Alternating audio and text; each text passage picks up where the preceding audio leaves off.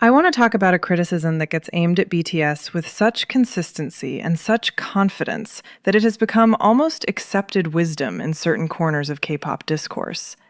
The criticism goes like this. BTS sold out. They abandoned what made them great, the Korean language, the cultural specificity, the raw authenticity of their earlier work, in pursuit of Western validation. Dynamite was the moment. Butter confirmed it. The English singles were a commercial calculation, a betrayal of identity, a choice to be palatable to Western audiences at the cost of everything that made them BTS. You have heard this criticism. You may have said some version of it. It has been said so many times in so many fandom spaces that it has acquired the texture of an obvious truth. I want to ask you something about that obvious truth. Can you name me one significant K-pop act of the last 5 years that has not pursued Western validation? Take your time. I'll wait.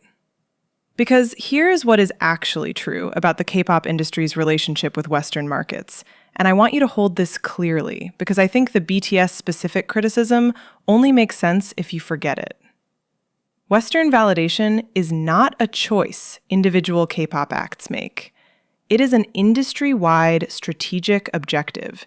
It has been since at least the mid-2000s, when companies began to understand that Western chart performance, Billboard specifically, functioned as a legitimizing metric that unlocked endorsements, brand partnerships, festival bookings, and a tier of global commercial opportunity that was not accessible without it.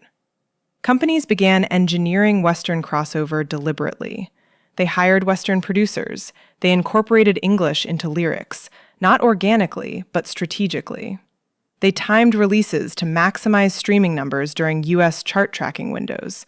They built social media strategies specifically calibrated to Western platform algorithms.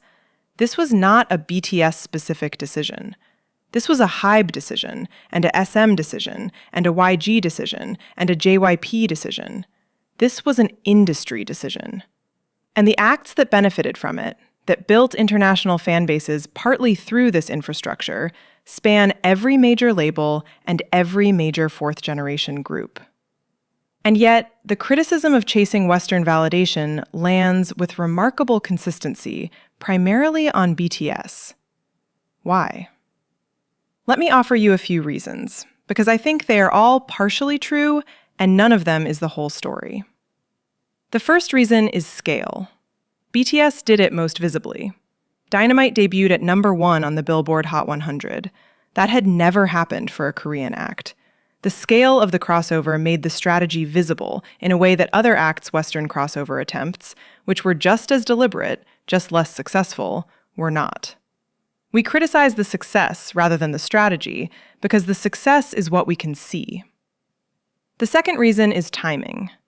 BTS made their most explicit English-language commercial pivot at a specific moment in the fandom's relationship with them, after years of music that felt deeply personal, deeply Korean, deeply rooted in something specific.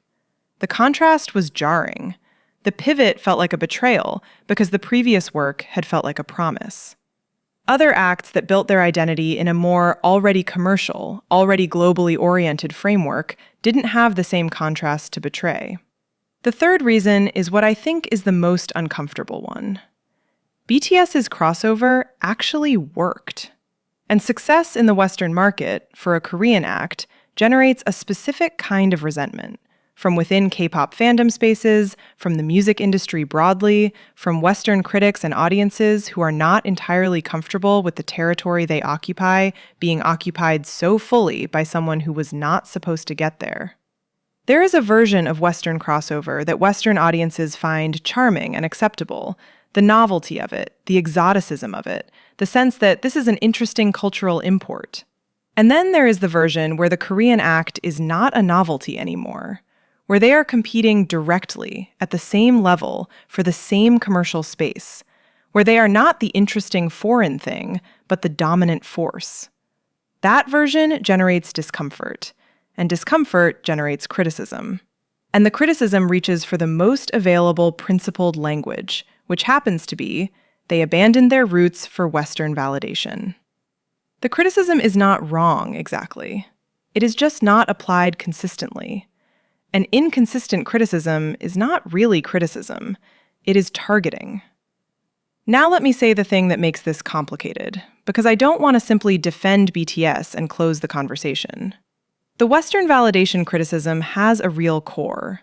There is a genuine and important conversation to be had about what K-pop loses when it orients itself toward Western markets, about the Korean language being treated as an obstacle rather than an asset, about cultural specificity being sanded down for palatability, about the music that gets made when Billboard charts become the primary objective. That conversation is real, and BTS is a legitimate part of it.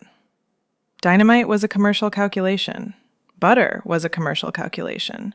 The English single strategy during a period when the global audience was at maximum size and streaming numbers mattered enormously, that was a decision made with a revenue map in front of someone, not a creative impulse. But that decision was made by a company, not just by artists. And the same decision, made by different companies for different acts, does not generate anything close to the same sustained critical discourse. When a fourth-generation group releases an English single clearly engineered for Western streaming, the fandom discourse is minimal. When a major girl group releases music that is sonically indistinguishable from Western pop in a way that raises the same questions about cultural identity, those questions mostly don't get asked. The question only becomes urgent when it's about BTS. And a question that is only asked about one act in an industry where everyone is doing the same thing is not a genuine question about artistic integrity. It is a question about BTS, wearing the costume of a question about artistic integrity. Here's what I actually want from this conversation. I want the Western validation criticism to be applied consistently or not at all. Either we examine every major K-pop act's relationship with Western market strategy, the English lyrics, the Western producer credits, the Billboard tracking tactics, the concert booking strategies, with the same rigor we apply to BTS. Or we admit that the criticism is not about Western validation as a principle, but about BTS specifically.